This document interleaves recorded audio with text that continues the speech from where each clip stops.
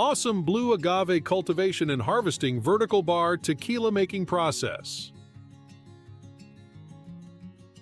I don't think so. When I call the word Patron, there might be anyone who is unaware of their famous product is known as tequila.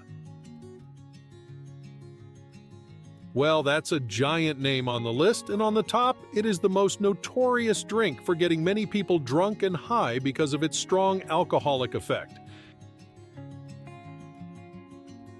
Blue agave cultivation. The red, fiery volcanic clay soils considered suitable for the best growth of the blue agave in Mexico. They have cultivated more than 300 million of these plants each year.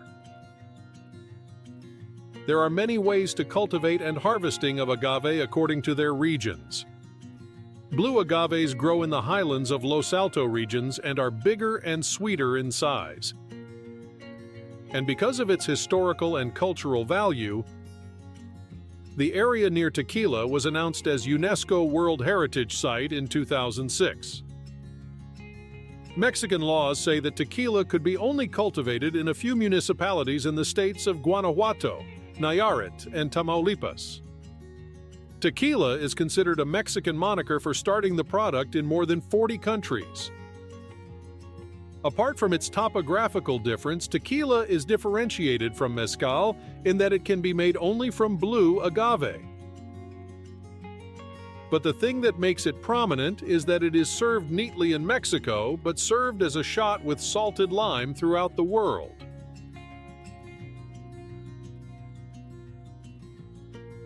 Farming, tending, and cultivating the agave plant remains a physical effort. This way remains unchanged by modern machinery. The men who harvest the plant have immense knowledge of how the farm should be cultivated and passed down from generation to generation. Regular trimming of the plant can prevent the early death of the plant,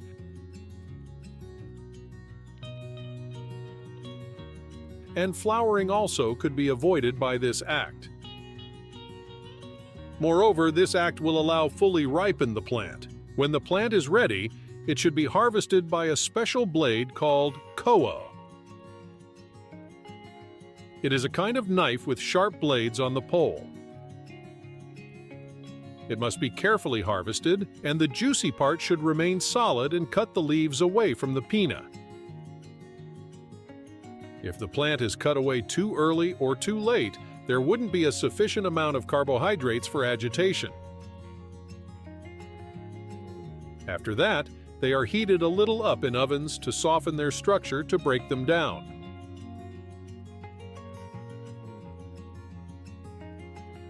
Then the baking procedure begins to shred the piñas through a large stone wheel machine called a tahona.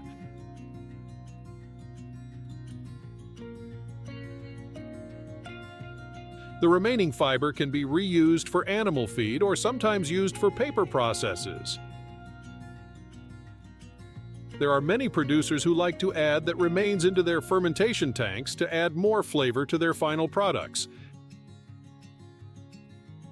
However, the extracted juice is poured into large wooden boxes or stainless steel pots with alcohol. Then what they extracted from that texture, they call it ordinario. On the second time, they prepared transparent silver tequila. With this part done, they bottled them as silver tequila or pumped them into wooden barrels, where it nourishes a strong flavor and amber color. Once Mexico's government set the law not to export until all tequila is bottled up. They present the logic that it reduces the flavor of tequila and generates doubts about whether it is really from Mexico or not. Anyhow, the U.S. disagreed by holding the argument that this breaks the international trade rules down. Whatever happened, the importance of Patron Tequila remains the same until the present day. In nightclubs and in trendy bars, vodka is casual and the most wanted drink. And Patron pays their full attention to hit that kind of audience. Patron has developed as a fixture of popular culture with the help of country music, hip-hop singers, and Lil Jon individually. And now the Patron has introduced to the world many varieties and flavors, including tequila coffee, which is more famous as Patron XO Café and Patron Citronge. However, it also depends on the person who is consuming tequila. If he is a regular guy on the drink, then he needs more shots than the other guy who is taking tequila occasionally only. Of course, tequila is a strong alcoholic drink and a Patron's most valuable product. A survey and many open pieces of research show the ratio of alcohol in tequila is about 35 to 55% content. That's a hit on the ratio of alcoholic beverages. And guys, also hit the like button given in the video by adding a thumb-up impression. Basically, the Patron is a brand of tequila, owned by Alaric de Souza. The company announced that each bottle of tequila contains 40% alcohol. Like all other tequilas, Patron Tequila is also prepared in Mexico from the core of the blue agave plant. Everything of Patron Tequilas is produced in their own hooch.